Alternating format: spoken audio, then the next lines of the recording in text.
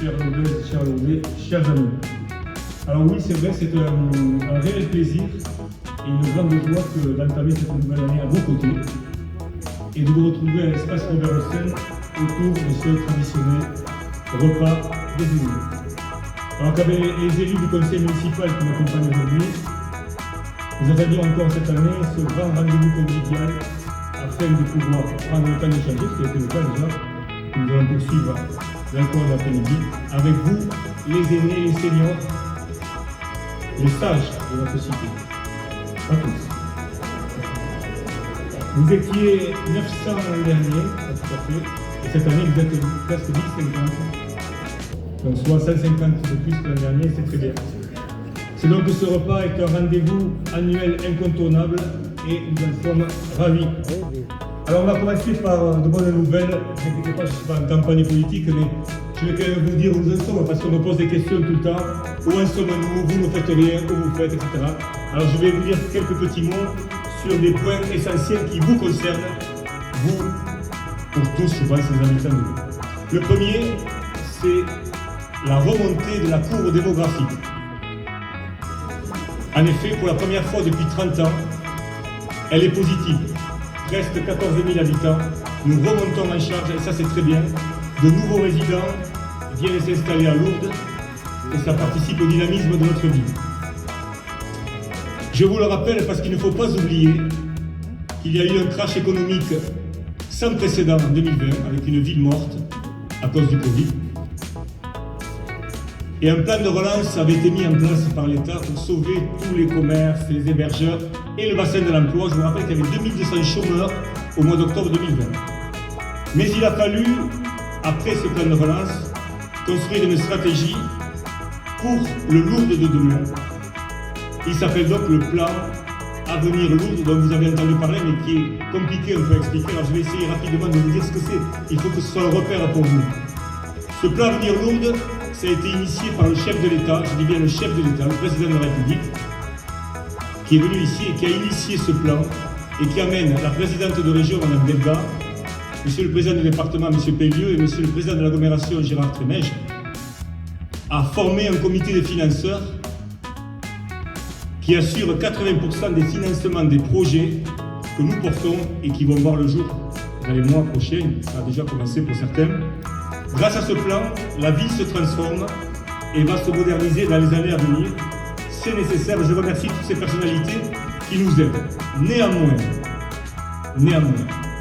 la ville de Lourdes, forcément, le comité des financeurs couvre 80% du financement des projets. Il reste donc 20% que vous financez, que nous finançons. Un reste à charge que la ville doit assumer. C'est pour cette raison que nous avons pris à bras le corps la question budgétaire, en commençant à désendetter la ville afin de retrouver des marges de manœuvre pour porter les projets dans le reste à charge. L'endettement de la ville de Lourdes était le 5 juillet 2020, lorsque j'étais élu maire et que le conseil municipal a été élu, de 2133 € par habitant. 2133 € par habitant. La moyenne pour une ville comme nous est aux alentours de 850 à 900 €. Et nous sommes passés, en 3 ans et demi, de 2133 € à 1519 €, soit 600 € de moins. Ça veut dire que toutes les mesures que nous prenons et que j'ai le courage de prendre, qui sont des mesures fortes parfois douloureuses, ont quand même des résultats. On désendette pour pouvoir après avancer et porter nos projets. Et ce n'est pas fini. Autre sujet important, la sécurité. L'an dernier, vous m'aviez parlé du domaine qu'est la sécurité, que j'ai souhaité renforcer dès le début de notre arrivée en responsabilité. Pour le bien-être des Lourdais, des pèlerins, des visiteurs, la présence de la police municipale sur le terrain est essentielle dans une ville comme la nôtre. Et je les remercie pour tout le travail qu'ils font au centre au fond. Merci beaucoup. Je rappelle que Gérard Darmanin, ministre de l'Intérieur, nous a permis d'avoir, il y a 2 ans, des effectifs en plus sur le commissariat national. Ainsi, l'effectif de la police municipale au début du mandat était de 9. Aujourd'hui, ils sont 12 et ils seront 15 en fin de mandat, armés, j'ai souhaité qu'ils soient armés. Pour moi, la police doit être armée, sinon ce n'est pas une police. Et accompagnés, vous les voyez dans les rues, de 2 gardes champêtres pour lutter contre les incivilités. Ceci sans augmenter la masse salariale de la collectivité. Concernant l'extension de l'éclairage nocturne dont on me parle souvent, j'ai les statistiques de la police, elles sont d'hier. Il n'y a eu aucune agression, violence volontaire envers autrui au cours de l'année 2023 dans le périmètre de la zone éteinte. Et nous avons même constaté une diminution des plaintes pour des actes malveillants nocturnes entre 2022 et 2023 de 29% à 18%. Donc les zones éteintes nous font économiser à peu près 200 000 € par an et ce n'est pas rien. Il y a une dame qui me disait « Je n'ose plus sortir la nuit à 11h, qui avait 85 ans. » Je lui ai dit « Restez au lit, madame, à cette heure-là. Il vaut mieux, il vaut mieux. » Je dis bien seul, je n'ai pas dit pas accompagné. Le point sur la quotidienneté, la propreté de notre ville, le mobilier urbain, l'embellissement des façades, le fleurissement sont aussi des sujets que vous aviez évoqués l'an dernier ici. Il en faut plus et partout. Vous avez raison, nous vous avons écouté, de nouveaux bancs ont été installés au jardin des Tilleuls, ainsi que sur les places Marcadal et Peyramal qui vont être terminées ces places, et il y aura encore de l'aménagement. Prochainement, le parvis de l'église sera en travaux et cet espace sera requalifié pour permettre d'accueillir les touristes, les pèlerins, les lourdés et permettre une déambulation sereine dans un espace piétonisé, confortable et sécurisé, avec bancs, pergola et la présence de l'eau. Vous verrez, il y aura une surprise. Par ailleurs, les façades se rénovent et se colorent. Vous le voyez chaque jour, Lourdes change. Les équipes des agents de la ville travaillent avec beaucoup de professionnalisme. Et c'est avec un immense plaisir que nous avons rénové et réouvert le foyer de Biscaye, comme je m'y étais engagé auprès de Madame la Présidente, Madame Aline Pérez, pour accueillir l'ensemble des adhérents au nombre de 144 dans des meilleures conditions. L'année dernière, vous aviez également parlé, vous vouliez danser. Vous aviez dansé ici après le repas, et j'espère qu'il en sera de même. Donc nous avons plébiscité, nous avons fait le test sur les thés dansants, et ça marche très bien. Donc, il y aura 4 thés dansants cette année, et je vous donne rendez-vous le 1er, le 17 mars, ici même. Venez aussi nombreux pour un beau bal dansant. 4 thés dansants dans l'année. J'en profite pour rappeler également que les séances de cinéma pour les seniors, nos aînés, sont à 3 €. Enfin, je terminerai les annonces en parlant de la santé. C'est un enjeu fondamental, la santé. Notre préoccupation à tous, et encore plus pour moi, ancien soignant, cela me tient vraiment à cœur. Et quand je vois qu'il y a tant de citoyens qui n'ont pas de médecin, je vous le dis, dans un an, il y aura un centre de soins de santé au pavillon Bourriot, à l'entrée de l'hôpital à droite. Je rappelle qu'il était le docteur Bourriot, qui était maire il y a 100 ans, de 1919 à 1925. Il était maire, conseiller départemental. Il avait créé la goutte de lait, pour ceux à qui ça parle, le centre antituberculinique, la première maternité. Donc ce centre honorera cet homme, ce médecin, le docteur Bourriot. À ce jour, le projet est avancé. Avoir un médecin traitant, c'est fondamental aujourd'hui, et je rappelle qu'il y a à peu près 380 personnes en affection de longue durée qui n'ont toujours pas de médecin traitant. Et pourtant, on vient me voir, j'essaie de trouver des médecins, je fais ce que je peux, mais bientôt, nous aurons ce centre de santé qui répondra à la commande. Je rajouterai qu'au mois d'octobre prochain, il y aura un nouveau centre d'imagerie médicale à côté du garage Renault, au rond-point de la route de Bagnères. Un centre qui sera dédié en particulier au dépistage du cancer du sein, au suivi et traitement. Et il complétera le cabinet du boulevard Roger Cazenave qui est doté désormais de mammographes de très haute qualité. D'autre part, une nouvelle caserne des pompiers attendue depuis 33 ans sera inaugurée en juin. Je rappelle que ce sont plus de 3000 interventions par an que réalisent les pompiers dans notre commune et les communes du premier appel. Chers aînés, vous l'aurez compris, l'amélioration des conditions de vie des Lourdaises et des Lourdais fait partie des combats que nous menons en priorité.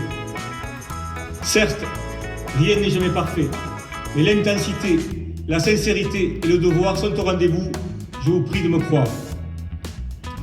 Alors je souhaiterais rendre hommage et faire une rétrospective rapide de l'année écoulée au Centre communal de l'action sociale, le CCAS. 2023 aura été marqué par une année particulière. Pour la première fois, l'enveloppe financière des secours a été totalement utilisée. Les permanences ont battu leur plein. L'accueil du jour a rarement accueilli autant de public au petit déjeuner, au déjeuner et au colis alimentaire. Le portage des repas voit son nombre d'inscrits atteindre des chiffres inégalés depuis longtemps. La ville s'est paupérisée et nous devons être au rendez-vous. Les ateliers collectifs ne désemplissent pas et continuent de se développer avec notamment la mise en place d'un atelier d'écologie intérieure.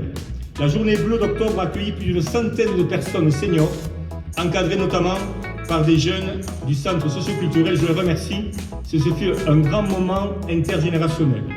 Chers aînés, avec toute l'énergie et l'investissement sans faille déployés pour faire gagner notre ville, je vous demande de croire en ce projet et de nous faire confiance. Je remercie les équipes du CCAS et les élus. Les élus, Madame Odette Mendiel-Larousse derrière moi, les deux conseillères déléguées, Madame Cynthia Touloucouen et Madame Nicole Pérez, qui œuvrent aux côtés de Madame Dupuis-Camacho et ses équipes qui sont au fond qui vous ont accueillis. Merci pour le travail que vous réalisez. Vous le savez, le CCAS ouvre ses portes toute l'année pour rendre la vie un peu plus facile à ceux qui sont en souffrance et vous relevez, mesdames, les défis du quotidien avec toujours le sourire aux lèvres. Je pense qu'on peut les applaudir chaleureusement. Merci pour le travail de l'ombre que vous faites. Merci beaucoup.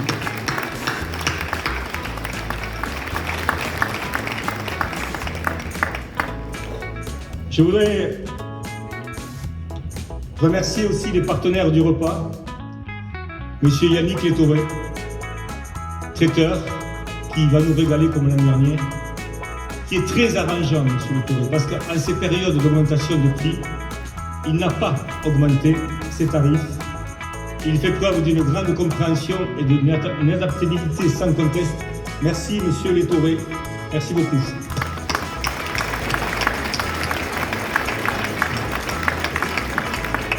Et puis, Madame la proviseure, Madame Anne Clavé à mes côtés, avec vos équipes, Monsieur Delga notamment, et je ne citerai pas d'autres personnes pour n'oublier personne, toutes vos équipes et toutes les jeunes personnes qui l'an dernier avaient été excellents sont revenus et nous vous remercions.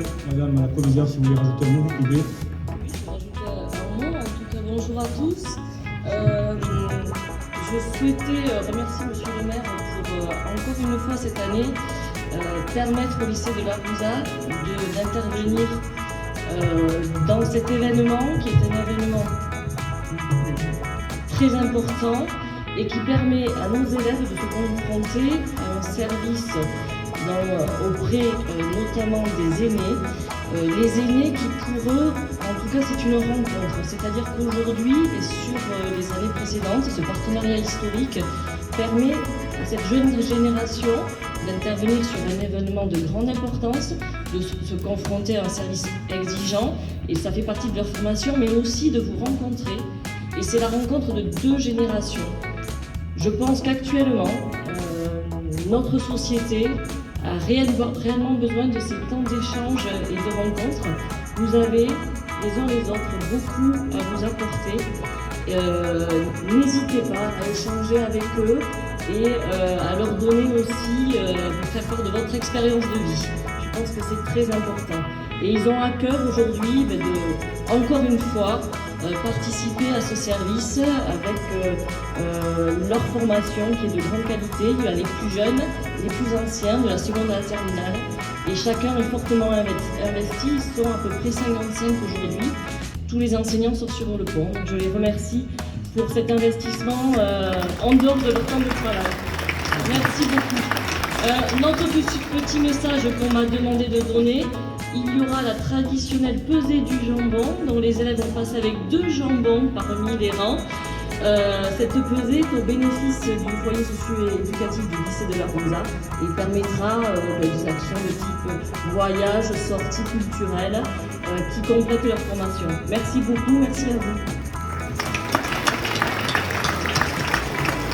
Et enfin, un grand remerciement à M. Serge Briffaut et M. Nicolas Souzac, les chanteurs et musiciens du groupe musical Les Bourlingueurs, qui sont derrière nous et qui vont animer l'après-repas. Merci beaucoup.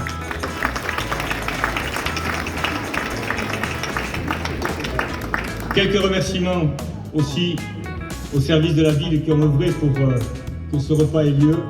J'ai nommé les fêtes et manifestations, l'événementiel, la communication, l'équipe de l'espace Robert Hossein, la police municipale, je le redis de nouveau, Madame Frédérique Loira qui pilote la convention territoriale qui va passer entre les tables tout à l'heure. Enfin, je vous le dis très clairement, nous sommes très heureux de vous voir si nombreux. On ne peut pas réaliser une journée comme ça sans avoir une pensée émue et forte pour ceux qui nous ont quittés dans l'année, une année sur l'autre, et pour ceux qui sont malades ou gravement malades, qui ne peuvent pas nous rejoindre aujourd'hui. Alors j'ai cette pensée forte, je pense que vous la partagez. Ayons une pensée émue pour toutes ces personnes-là. Passez une belle journée, bon appétit, excellente année à vous tous. N'oubliez pas le premier thé d'Ansel le 17 mars, et que vive Lourdes. Merci.